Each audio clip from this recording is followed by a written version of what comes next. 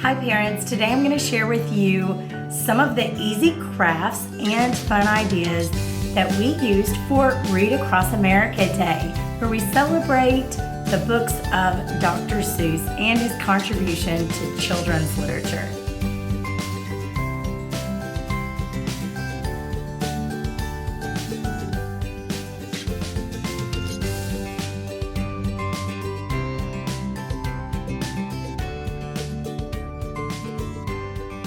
Hi, I'm Rebecca with the Parent Teacher Bridge, where you can find the ideas and resources you need to empower you to be your child's most influential teacher. Maybe you're a homeschool parent out there. Maybe your child is staying at home doing virtual schooling. Either way, you can plan some very simple and fun ideas to make this school year a little bit more exciting. So last week we had March 2nd, which is Read Across America Day. That's the birthday of Dr. Seuss. And we used that time to celebrate some of the contributions that he made to children's literature. The first thing I did in planning our special day was to just take a trip online to Pinterest and some of these other places to see what were some of the ideas I could find. And I knew that I did not want just a boring worksheet, and I knew I also did not have the ink for that. I knew that in years past that I had invited friends over to have a little party, and that after this last year I really wanted to get back into that and do that again. So I reached out to a few friends to make sure that they could reserve the date, save the date for March 2nd. The other thing I did was to get online to my local library and to get a head start checking out any of the Dr. Seuss books that they had available. And maybe you let March 2nd pass you by and you didn't get to celebrate it. I can assure you that your children won't mind if you do it later on this month. So let's get into some of the things that I got from the library. First book that I got from the library was this Pictorial Biography. Now it's full of words, however it has many pictures that Dr. Seuss has drawn throughout the years, even from early in his career. So if you've heard some things in the news about Dr. Seuss and you have questions about them or you want to research it further, this is a great book to do that with because it will show some of his earlier drawings. It will also talk about what some of his experiences were in life. He was part of that generation that lived through World War I, the Great Depression, World War II, and his family had German heritage, so he knew what some of those things were like for other people as far as prejudices and things like that. And I think it's also important to note, as is the case with any historical figure, that people change over time. No one is perfect, and their ideas can change as they go along. So what we choose to do is to celebrate some of these iconic books that he has written with some very big ideas. The other book that I got from the library that I thought was helpful to share is one that my oldest child had fun reading on his own. It's part of the Who Was series, Who Was Dr. Seuss. And he read this in about a week, just taking it to bed with him. And he found out some of these facts on his own, so I thought that was helpful. Now, I didn't get around to reading Horton Hatches the Egg on our special day. Some of these books that he wrote, that are these larger books, they could take a while to read. And again, you can't do everything on your special day. Our party only lasted about 2 hours.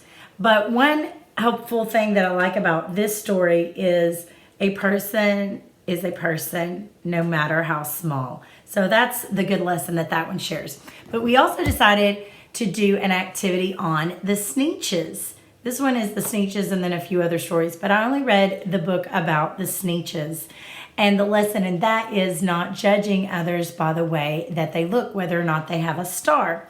So let's take a look at one of the crafts that we did after I read the Sneetches book to the group of children. And as you can see, the head of the Sneetch is the handprint without the fingers. So we just painted the palm of the child's hand without the fingers and helped them guide it onto the page. The rest of it, my child finger painted. So we just talked about how they had a big belly and they had arms and such. And once the paint was dry, we used a black marker to decorate it the rest of the way. So that is my 7-year-old's. And this one is from my 5-year-old. She wanted to write, I am 5. And then this one is from my 11-year-old. So he added some extra decoration, as you can see. Each Sneetch looks different. And that is something that my daughter pointed out this week about Sneetches. She was sitting eating her cereal looking at this wall, and she said, Sneetches don't have to look the same, do they? Another iconic book that Dr. Seuss wrote was One Fish, Two Fish, Red Fish, Blue Fish. And although we did not do a craft on this one, I invited my guests to bring some sort of snack that could be Dr. Seuss themed. And it's really not that hard to do that, because even for people who may not consider themselves to be creative, they also can take a trip online to get some ideas. So I think I had a parent bring some goldfish for the kids to snack on, and another parent brought blue Jello cups with some Swedish fish in them that they could drop in. What would a Dr. Seuss day be without the cat in the hat? Now, by this point, our children may have even seen a movie or a cartoon about the cat in the hat. But I also decided to read the first one. We have the sequel to this one also. But I read the first one, and some of the fun with reading these books is to stop and pause, especially when it's something that rhymes, and see if the children can fill in the blank. And that's what we did on this one. Let's take a look at the craft that I coached the children through on this book. All right, here you can see my example, and I used some cardstock for the back part of the hat just to make it a little bit more stiff. And we cut some red strips and white strips, and I made the at word family, and I wrote it on the board in case the kids wanted to use it, and we brainstormed some other word families. Other than that and some glue, we used paper plates to make the cat's face, and I cut out some bows made of construction paper for the cat's necktie. This is the one my daughter decided to do. She did the AY family. She is 5. She wrote it her own way. And this is my 11-year-old's. I said that the older children could do something a little bit more complicated, so he chose some 2-syllable words. And this is my 7-year-old's. He did the OCK family, O-C-K. So on this, you can ask your kids if they have any other ideas. During the course of our celebration, we kind of took turns, whether we were reading a book or doing a craft or eating a snack. So we did not fill up a whole plate full of snacks and then just expect the kids to sit there and listen to book after book after book. After all, some of these can be kind of longer. So I just kind of peppered the snacks throughout the time that we were there together. I also had some cupcakes that were Cat in the Hat themed. So it was just basically something I picked up from the dollar store, made some cupcakes, slapped on some icing, and then I used some jumbo marshmallows to make the hat part, and I rolled some of it in some red sugar that I just used food coloring, and the children loved those. So that was something I saved for the end. The last craft that we made, you can probably see it behind me, is the Walk It in the Pocket, and each of these look different. Let me show you a few. So this is my example of a walk it in a pocket. We had cardstock for the pocket. I pre-cut those, and I had a child go around and staple these. And for the walk it, I drew that out on green construction paper, just in pencil, so that they could trace it and mark it. It could still feel like their own. Now we have scraps of felt lying around the house. So that is orange felt for the hair, and each hair could be different. And I let the children choose their own message. Now, on the back of this Walk It, you will see there's a popsicle stick. So that's how he's staying inside. And you can use that just for decoration, as I have in this video, or for a bookmark. This is my 5-year-old. She decided to do the hair a little bit differently. And here is my 7-year-old's. He chose not to go too close to the lines when he was cutting, and that's fine.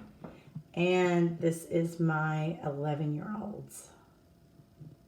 And every Walk It looked different. So this is our wall. You see it in the video behind me of all of our Dr. Seuss crafts. Unfortunately, we just did not have time to read all the books, but I did use the books set out for decoration, as you will see in some of the pictures from our special day.